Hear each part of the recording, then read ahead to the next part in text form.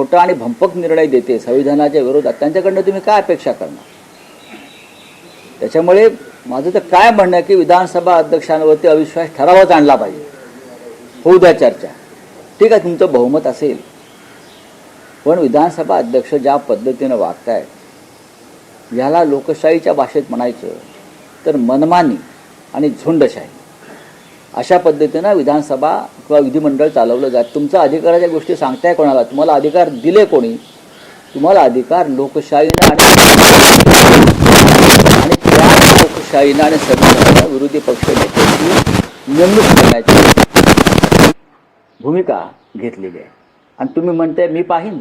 तुम्ही कोण? तुम्ही आज आहात उद्या नाही, पण या परंपरा तुम्ही तोडताय. हां, आणि त्या आसनावर बसून तुम्ही व्यक्तिगत स्वार्थ आणि व्यक्तिगत हित पाहताय, हे अनेकदा उघड झालंय. हाच मुद्दा विधानसभेत विधिमंडळात आला पाहिजे असं माझं म्हणणं आहे. राज्यसभेच्या उमेदवारांनी कुठेतरी आपल्यामध्ये विसंगत भूमिका अजिबात नाही. कारण तुम्ही एक भूमिका मांडताय. नाही, माझी काही भूमिका नाही. एक वेगळी भूमिका मांडताय. आदित्य ठाकरेंची वेगळी भूमिका नाही. आदित्य ठाकरे म्हणतात त्यात चुकीचं काहीच नाही आहे. सर्वाधिक मोठा पक्ष आमचाच आहे ना. 20 आमदारांचा पक्ष आमचा आहे, हे आधी मान्य केलं पाहिजे. दुसऱ्या क्रमांकाचा पक्ष आहे काँग्रेस, त्यांचे 16 आहे, आणि राष्ट्रवादी काँग्रेसचे 10 आहे. त्याच्यामुळे जो निवडून जाणार आहे राज्यसभेचा खासदार, तो महाविकास आघाडी म्हणूनच जाईल. त्याच्यामुळे पहिला अधिकार हा शिवसेनेचा आहे. आदित्य ठाकरे याच्यापेक्षा वेगळं बोलले आहेत असं मला वाटत नाही, आणि ते चुकीचं असे मला वाटत नाही. काँग्रेस हायकमांडशी चर्चा करता या संदर्भात तुम्ही सातत्यानं बोलता आहात की ज्येष्ठ नेते म्हणून शरद पवारांची इच्छा आहे, तुमच्याशी उद्धव ठाकरेंची चर्चा झाली. आता प्रश्न असा आहे, माननीय शरद पवार साहेबांची इच्छा आहे असं मी म्हणालो, राईट? त्यात मी काय चुकीचं सांगितलं? ते ज्येष्ठ नेते आहेत, ते महाविकास आघाडीतले नेते आहेत, त्यांनी इच्छा व्यक्त केलेली आहे. आता त्याच्यावरती आम्ही सगळे मिळून एकत्र बसून निर्णय घेऊ. पण सर्वाधिक मोठा पक्ष म्हणून पहिला हक्क हा शिवसेनेचा, हे आधी स्वीकारलं पाहिजे. हीच चर्चा सुरू आहे, यात वेगळं काय आहे?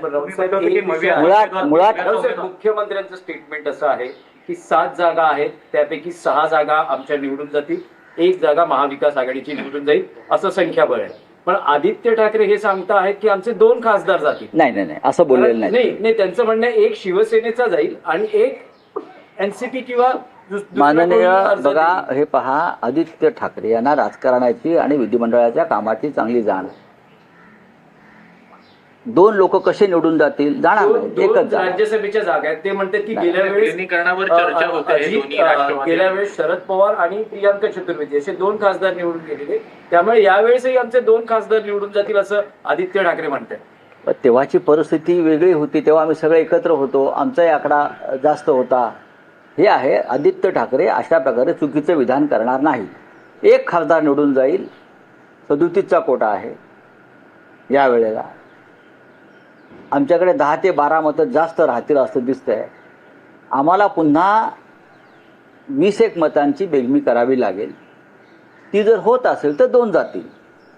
पण या क्षणी शिवसेना हा सगळ्यात मोठा पक्ष असल्यामुळे आम्ही हे बोलणारच की बाबा आमचा मोठा पक्ष आहे, त्याच्यामुळे पहिला हक्क आमचा राहील. पण प्रश्न निर्माण कधी होतो? अद्याप माननीय शरद पवार साहेबांनी स्वतःची उमेदवारी त्यांच्या पक्षाकडून जाहीर केलेली नाही, हे लक्षात घेतलं पाहिजे. शरद पवार यांनी इच्छा व्यक्त केली आहे, हो, तुमच्याशी त्यांची चर्चा. तेव्हा महाराष्ट्राचं राजकारण त्यावेळेला, आता जसं काही बदल झाले तसे बदल झालेले नाही. पाहू ना, तुम्ही फार त्याच्यावरती फार टेन्शन किंवा प्रेशर घेऊ नका.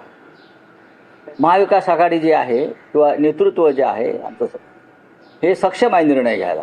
पण एक स्पेसिफिक प्रश्न आहे की शरद पवार यांनी इच्छा व्यक्त केली आहे, ते जर राज्यसभेवर जाणार असतील तर अशा वेळेस शिवसेना उद्धव बाळासाहेब ठाकरे पक्षाची भूमिका काय राहील? त्याच्यामध्ये काँग्रेस पक्ष सुद्धा आहे ना, फक्त शिवसेना आहे का? 3 पक्ष एकत्र आल्याशिवाय ही निवडणूक होणार नाही महाविकास आघाडीची, हे मी वारंवार सांगतोय. पण तुम्ही तोच प्रश्न विचारताय, हे चुकीचं आहे. ही निवडणूक 3 पक्षांची आहे. आणि त्या 3 पक्षातला मोठा पक्ष शिवसेना आहे विधिमंडळामध्ये. दोन बोला. पक्ष म्हणजे काँग्रेस असेल किंवा तुमचं बोलणं चालू आहे का दिल्लीतल्या ते बघू ना, ते बोलणं चालू असेल तर इथे कशाला सांगायचं आता. जेव्हा प्रत्यक्ष उमेदवारी अर्ज भरले जातील तेव्हा कळेल सगळ्यांना काय होत आहे. काल काही बदल झाल्या समजते. नाही मला माहिती. राहुल साहेब, गेल्या 2 दिवसात महाराष्ट्र एक वेगळं चित्र बघतो आहे. काय? काल मालेगावात तुम्ही आणि दादा भुसे हे कोर्टात एकत्र होतात आणि हसत खेळत तुमच्यात संवाद झाला. परवाच्या दिवशी